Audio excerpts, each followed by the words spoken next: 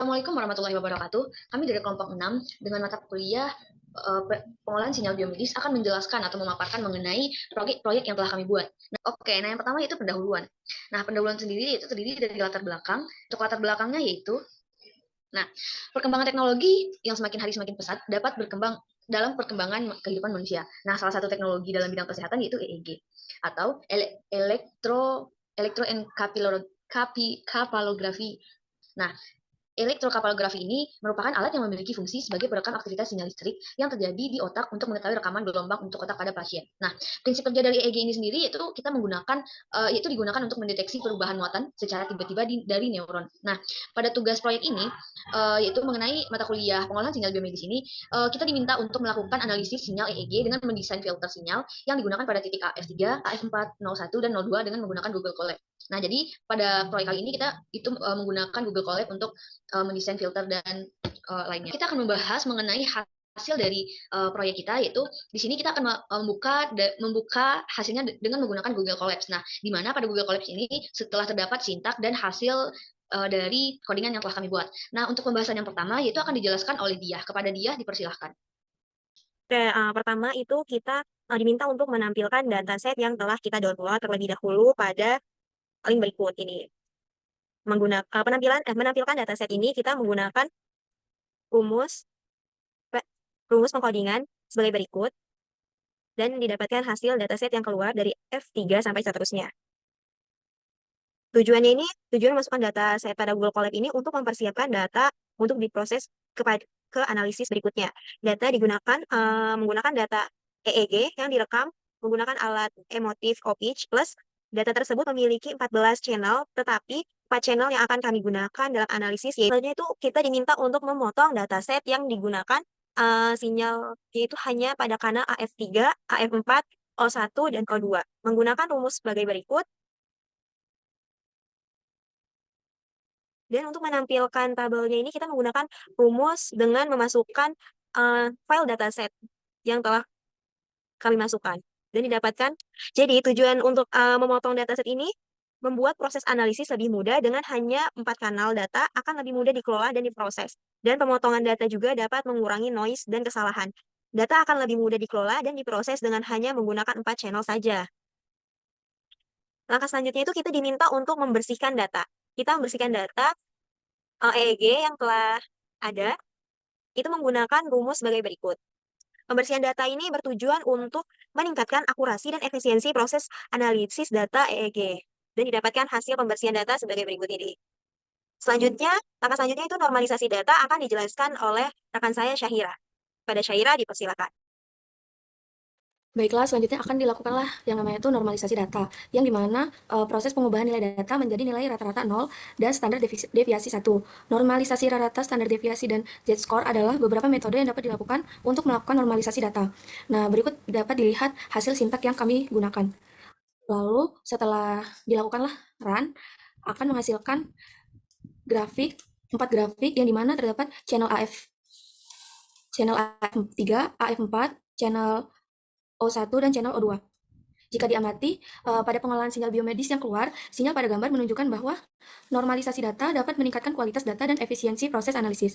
Nah, habis dilakukan normalisasi data ini, kita selanjutnya melakukan perhitungan Hamming. Nah, perhitungan Hamming itu dapat ditentukan hasilnya itu 168. Perolehan nilai order 168 ini melibatkan perhitungan pada transition band. Next. Baiklah, selanjutnya pada soal berikutnya, pastikan sinyal tidak ada line noise pada sinyal EEG 50 sampai 60 Hz.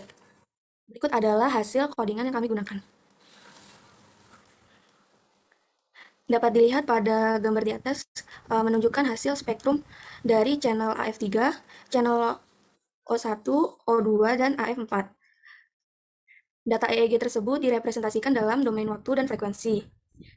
Hasil analisis spektrogram menunjukkan bahwa semua kanal EEG memiliki suara. Noise tersebut digambarkan sebagai pola horizontal di spektrum frekuensi. Next.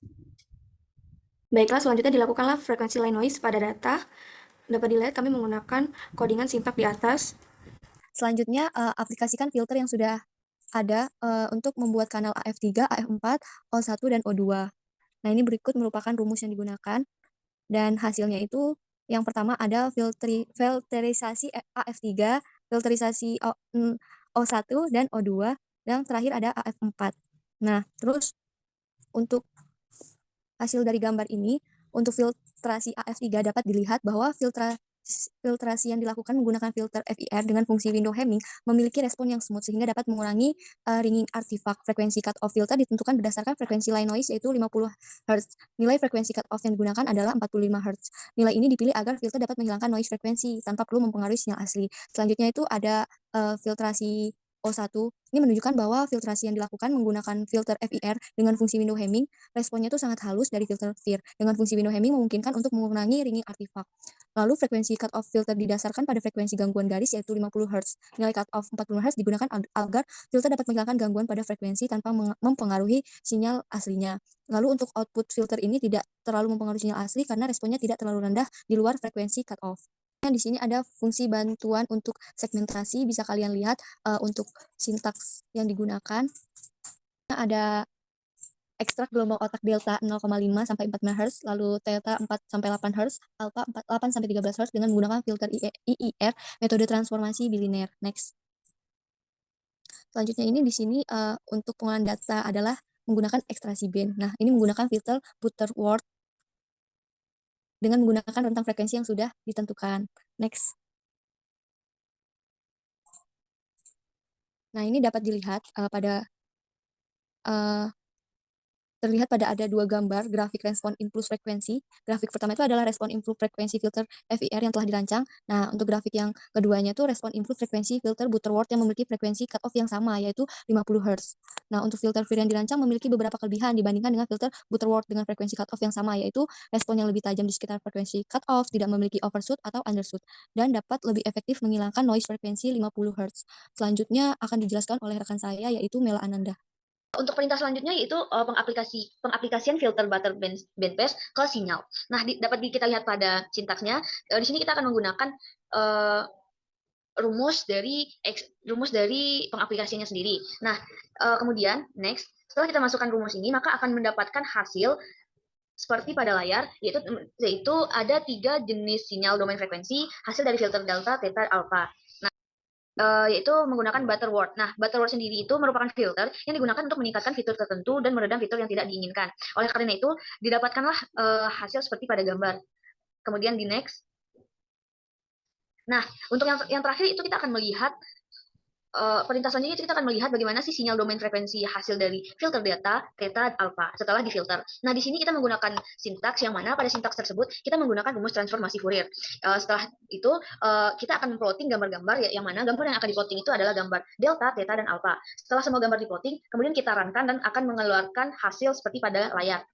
Nah, dapat dilihat yaitu ada 3 gambar yang akan keluar. Untuk gambar yang pertama yaitu segmentasi delta. Nah, pada gambar terlihat bahwa delta itu dimulai dari 0,5 sampai 4 Hz, di mana sinyal delta ini memiliki amplitude yang relatif kecil dibandingkan dengan sinyal theta dan alpha. Nah, hal ini disebabkan karena karakteristik dari sinyal delta itu merupakan sinyal dengan amplitude yang rendah dan frekuensi yang rendah.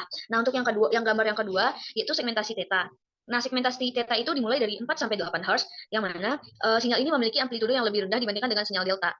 Hal ini emang sesuai dengan karakteristik dari sinyal theta sendiri, di mana sinyal theta itu emang lebih besar daripada sinyal delta. Nah, sinyal theta sendiri itu memiliki pola yang lebih kompleks dibandingkan dengan sinyal delta karena dapat dilihat juga bahwa pola ini dapat disebabkan oleh aktivitas otak yang lebih beragam seperti gelombang theta itu terkait dengan proses kognitif, emosi, dan memori. Dan yang terakhir itu mengenai gambaran terakhir yaitu segmentasi alpha.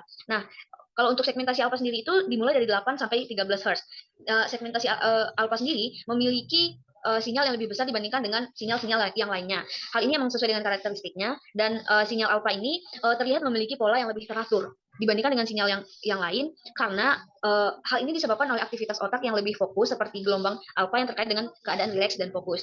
Nah, mungkin kalau simpulkan bahwa untuk pemangkasan dataset, kita bisa menggunakan atau melakukan pengkodean atau penerapan pemrograman seperti yang telah dilakukan pada angka awal tadi. Nah, untuk menghilangkan noise atau artefak pada sinyal EEG yang disebabkan oleh aliasing pada sinyal, maka kita dapat menggunakan filter low pass, dan gelombang otak juga dapat diekstraksi dengan menggunakan filter yang telah ditentukan, yang mana pada proyek kali ini kita menggunakan filter IIR Butterworth dengan menggunakan bandpass. Nah, Butterworth sendiri itu akan merekam atau menekan frekuensi yang tidak diinginkan yang tidak diinginkan. Nah, kita juga setelah menggunakan beberapa filter lainnya untuk menyelesaikan pekerjaan tadi.